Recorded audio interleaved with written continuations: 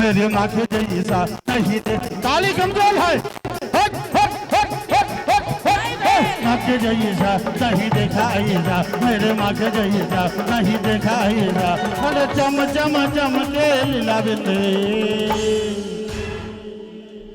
अरे चम चम चम के माँ के चुनरी है। बड़ा लाल लाल से मैया के चुनरी, बड़ा लाल लाल से मैया के चुनरी।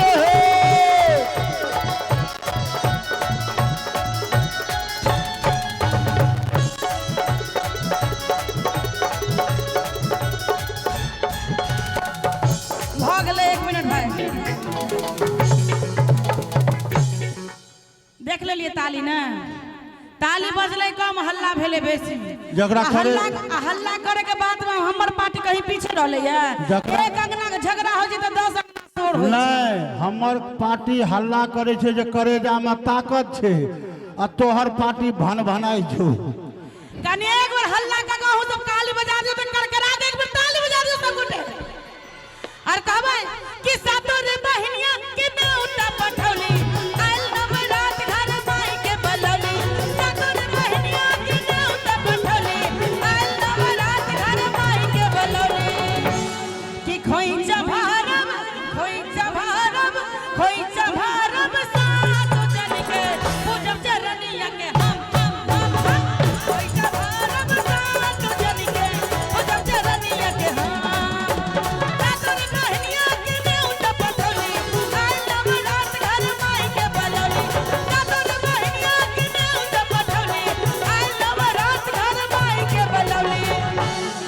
ओम सर्वमंगल मांगल्य शिवे सर्वार्थ साधके शरण्ये त्र्यंबके गौरी नारायणी नमस्तुते।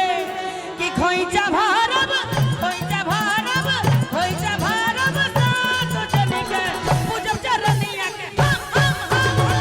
खोइचा भारब सातो जन के पूजब चरनिया के हम।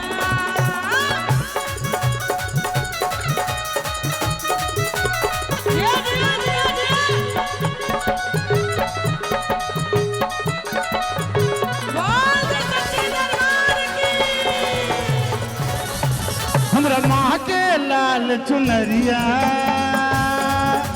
गते गोटे मर्द जीवाटा थपड़ी बजा, हमरा मान का किनको ने बजेबा के।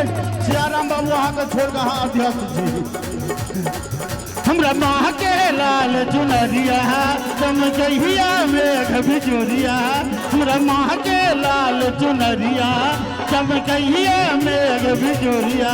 चाका चौक लागई थे, चाका चौक लागई थे। भगता भगता नाचे छामा छाम, चाका झाक लागई थे। दादा कही छामा छाम, चाका झाक लागई थे। मान मगन भगती में ऐसन सारा झंझट छोड़ के, मान मगन भगती में ऐसन सारा झंझट छोड़ के। आज नहीं की, आज नहीं की, आज नहीं की बहुरिया नाचे, माई के चौखट चूम के। आज नहीं की बहुरिया नाचे, माई के चौखट चूम के। मान मगन भगती में ऐसन सारा झंझट छोड़ के, मान मगन भगती में ऐसन सारा झंझट छोड़ के। आज नहीं की, अरे नहीं की, अरे नहीं की बहुरिया, अरे नहीं की बहुरिया नाचे, माई के चौखट चूम के। अरे नहीं की बहुरिया नाचे, माई के चौखट चूम के। रहो रहो रहो रहो, बहुत अच्छे।